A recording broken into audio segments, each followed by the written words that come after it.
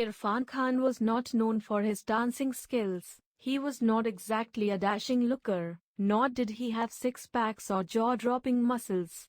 He didn't have film connections to boast of. In spite of not having any of these connections or perks, Irfan became one of the most loved figures in the world of cinema, not only in Bollywood but also in Hollywood. Padma Shri awardee Irfan Khan was born and brought up in Jaipur. From childhood, he was known to be a shy and reserved child. The fact that kids in school would tease him for his looks, lanky frame and peculiar way of talking, made him withdraw into a shell. At that time, when he was flying kite as a kid, Irfan lost balance and fell down, breaking his arms and legs. He was in pain and treatment for 2 years. During that time, he introspected himself and realized that he was going to break out of this shell and create an identity for himself, which people will never forget. Irfan was not interested in acting as a teenager, he was more of a cricketer. But since Irfan couldn't afford travelling expenses for CK Naidu Under-23 category cricket competition, he decided to quit his dream of being a cricketer. Irfan Khan became interested in acting when he saw his maternal uncle doing plays on stage. He was a stage artist in Jodhpur. Irfan was so captivated by the performance that he got his calling to be an actor. He decided that he would live as many lives as he wanted through acting. After completing his MA, Irfan came to Delhi and decided to take up acting full-time. At that time there was hardly any exposure to international cinema in theatres. So Irfan bought a VCR with the first job that he did in Delhi.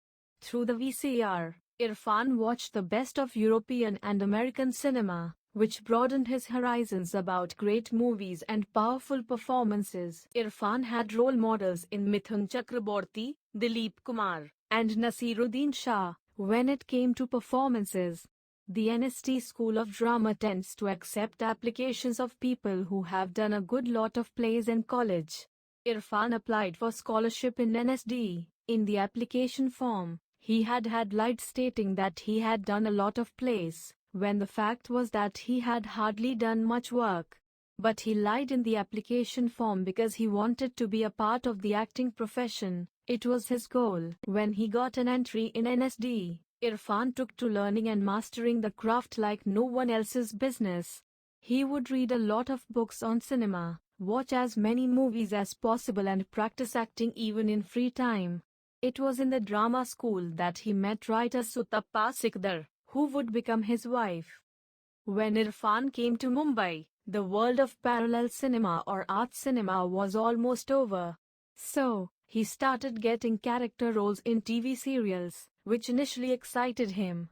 But Irfan was soon bored, because he was not interested in a field where TV characters had conflicts which dragged on unnecessarily. Plus, he didn't get to improvise as there were no scope for retakes. To supplement his income, Irfan worked as a technician, as a repairer for air conditioners. He even went to Rajesh Khanna's house to repair an air conditioner. Irfan's family, especially his mother, was not too happy that her son was doing movies, because it was not a stable career. And to add to that, in a movie like Salaam Bombay in 1988, which Meera Nair directed, he had got a role, which was heavily edited at the editing table. Due to all of this, and the fact TV was not really helping him, Irfan decided to quit the world of entertainment and go back to a conventional job. When he got a breakthrough. The breakthrough happened in the form of a British-Indian movie called Warrior, a British-Indian film directed by Asif Kapadia. It was about a warlord who was going to surrender his weapon. Since he couldn't afford the high fees of a Bollywood star, he roped in Irfan Khan to do the role. The movie was critically acclaimed and went on to win the Best Film Award at the BAFTA. After this feat, Irfan Khan got recognized as an actor with mettle.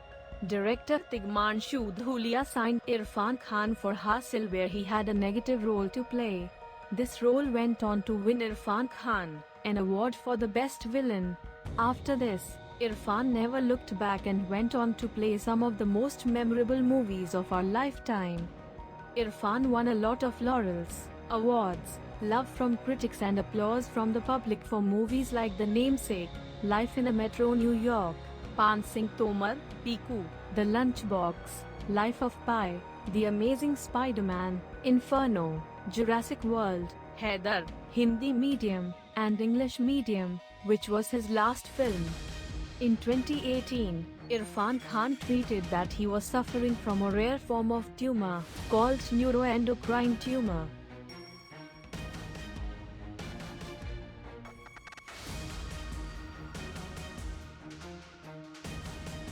He went to London for treatment and came back as a cancer survivor. But on April 28, 2020, Irfan Khan was admitted suddenly in the Kokilabein hospital with colon infection. Just 4 days ago, his mother had passed away due to age-related ailments. On April 29, 2020, Irfan died in the morning at 11:11 a.m. after succumbing to colon infection. Irfan Khan not only lived a memorable life, but also a dignified one. He always maintained that being an actor is secondary. Being a good human being is the most important thing. He also said he considered money as a byproduct. His core was to do good films and be true to his craft. Irfan didn't have any controversy attached to his name. He was known to be publicity shy and let his work speak for himself. He was known to meet people with a lot of respect and love. We will never forget a legend like Irfan Khan, who comes this way once in 100 years. Please subscribe to our channel for more Bollywood updates and trivia.